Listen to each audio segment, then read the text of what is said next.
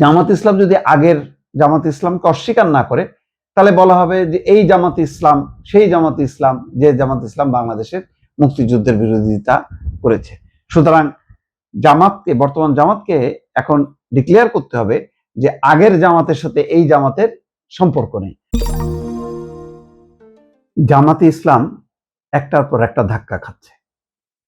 সর্বশেষ জাতীয় মুক্তিযোদ্ধা কাউন্সিল আইন পাশের সময় আইনমন্ত্রী যে কথা বলেছেন যে প্রতিষ্ঠিত হয়েছে কারা মুক্তিযুদ্ধে বিরোধিতা করেছিল, অর্থাৎ তৎকালীন মুসলিম লীগ, তৎকালীন জামাত ইসলাম, তৎকালীন নেজাম ইসলাম এবং আল বদর আল শামস বাহিনী রাজাকারদের বিরুদ্ধে বাংলাদেশের যে সমস্ত দামাল ছেলেরা যারা সংগ্রাম করেছেন তাদের বীর মুক্তিযোদ্ধা বলা হয়েছে।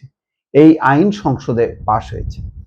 আর এই আইন পাশের সময় জামাত ইসলাম বিরোধিতা করেনি, বলা হচ্ছে কার্যত বিরোধিতা করেনি, এনসিপির পক্ষ থেকে লিখিতভাবে অনুসমর্থন জানানো হয়েছে।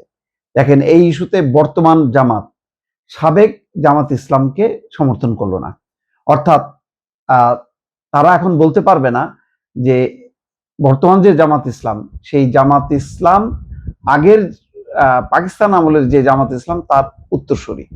এক অর্থে তারা দায় মুক্তি পেল, কারণ তৎকালীন বলা হচ্ছে, যখন তৎকালীন বলা হচ্ছে এটা জামাত ইসলামের জন্য সুযোগ যে তৎকালীন জামাতের সঙ্গে এই জামাতের কোনো সম্পর্ক নেই, এটা ডিক্লেয়ার করা। এইটা ডিক্লেয়ার করলেও কিন্তু বর্তমান জামাত ইসলাম মুক্তিযুদ্ধের চেতনায় বিশ্বাসী। অন্তত ওই যে জামাতের একজন নেতা আজকে এটিএম আজহারুল ইসলাম, তিনি যুক্তি দিচ্ছেন ৭১ সালে মুক্তিযুদ্ধ হয়েছে, ৭৮ সালে জন্ম হয়েছে বিএনপি, সুতরাং বিএনপি মুক্তিযুদ্ধের দল এটা বলতে পারে না। তো এখন জামাত ইসলাম যদি আগের জামাত ইসলামকে অস্বীকার না করে, তাহলে বলা হবে যে এই জামাত ইসলাম সেই জামাত ইসলাম যে জামাত ইসলাম বাংলাদেশের মুক্তিযুদ্ধের বিরোধিতা করেছে। সুতরাং বর্তমান জামাতকে এখন ডিক্লেয়ার করতে হবে যে আগের জামাতের সাথে এই জামাতের সম্পর্ক নেই, অর্থাৎ মুক্তিযুদ্ধ আগের ৭১ সাল পর্যন্ত যে জামাত সেই জামাতকে বর্তমান জামাত ইসলাম ওন করে না, কারণ আইন পাশ হয়েছে যে কারা বিরোধিতা করেছিল, যেটা বলছেন আইনমন্ত্রী যে প্রতিষ্ঠিত হয়েছে যে কারা মুক্তিযুদ্ধে বিরোধিতা করেছিল। সুতরাং মুসলিম লীগ, নেজাম ইসলাম, সেখানে যেহেতু বলা হচ্ছে তৎকালীন, তাহলে বর্তমান যদি মুসলিম লীগের ধারাবাহিকতা কেউ অনুসরণ করে, নেজাম ইসলাম যদি কেউ বলে যে আমরা সেই নেজাম ইসলাম এত সাল থেকে, সেটার ধারাবাহিকতা, সেই ধারাবাহিকতাটা সম্পর্ক বিচ্ছিন্ন করতে হবে।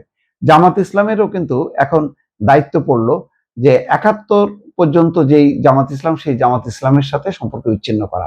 যদি না করে তাহলে এই মুক্তিযুদ্ধের বিরোধিতা করা রাজাকার আল বদর আল শামস বাহিনী তারা গঠন করেছিল এবং তারা অপরাধ করেছিল। যে কথা ফজলুর রহমান বলেছেন যে মুক্তিযোদ্ধা বা শহীদ পরিবারের কেউ কোনোদিন জামাত ইসলাম করতে পারে না, সেটাই কিন্তু প্রতিষ্ঠিত হবে। এখন বল কিন্তু জামাত ইসলামের কোর্টে, তারা কি করবে সেটা এখন দেখার বিষয়। দর্শক।